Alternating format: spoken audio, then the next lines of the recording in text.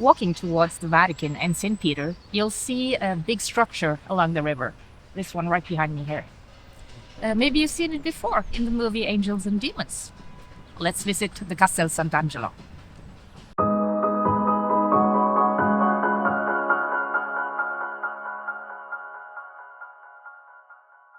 Welcome back to Roadmap to Rome, where we uncover the hidden secrets of this ancient city.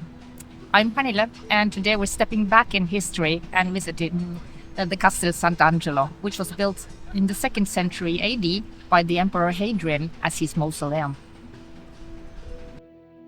The Castel Sant Angelo is every bit as ancient as it looks, being built in the 2nd century AD by the Emperor Hadrian as his mausoleum.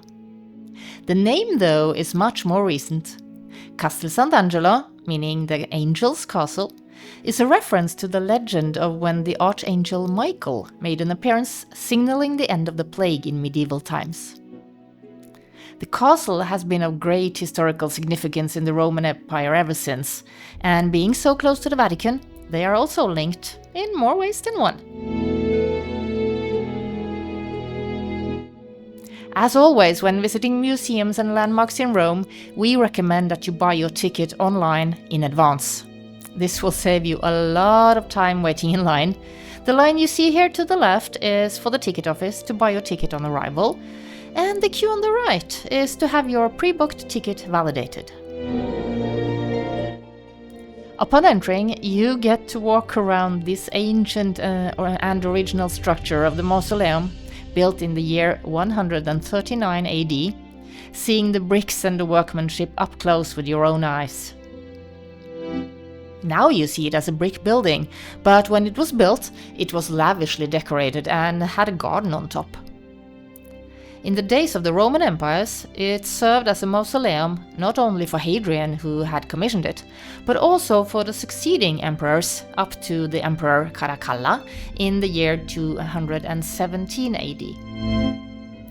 With the decline and fall of the empire, this castle was transformed into a fortress in the defense of Rome in the wars in the following centuries. Entering the building, you really get struck by how large it is. Of course, you've already seen that from outside, but walking through these walkways and passages really makes you feel just how massive it really is. The spiral walkway leading upwards is every bit as dramatic as it looks. And all the time, you find yourself in the middle of a fortress built 2,000 years ago. Imagine.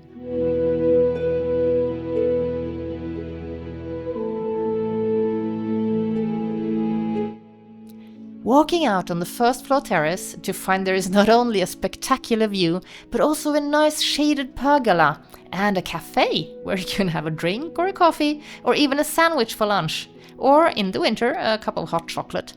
It's a wonderful surprise. Of course, it's not the cheapest drink you'll have in Rome, but if you get to sit by one of these windows, it'll be a drink with a view if you ever had one. But not to worry, there are lots of arches to look through without the cost of a beverage. And here you can have your picture taken with the St. Peter's Dome in the background. This day, we also saw a young artist painting at one of the tables. Such a lovely experience.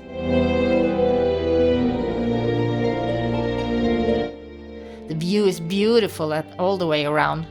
You're up high enough to see the rooftops over the pine trees, and you can walk around picking out all the domes and the landmarks.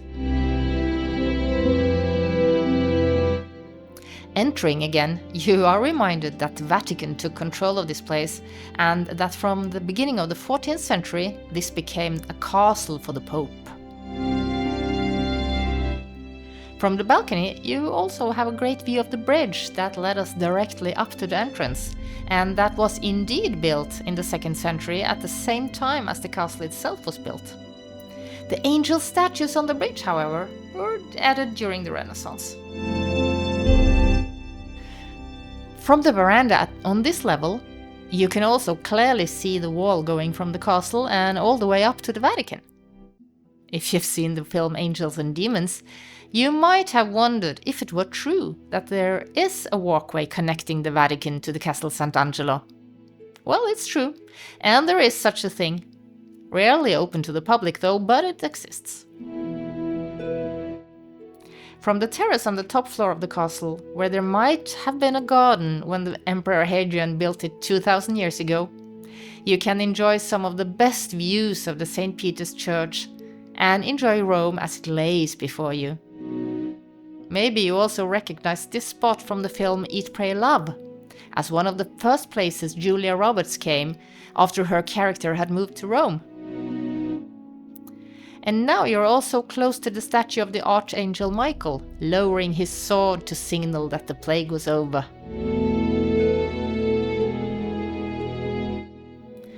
After having taken in all this history and the views, it is so nice to sit down with a drink. Just a minute's walk down the Lungotevre, which is the road following the river, you will find this little kiosk called the Bibliobar. Here you can enjoy a coffee or a glass of wine, and you can also borrow a book from the shelves to read whilst there.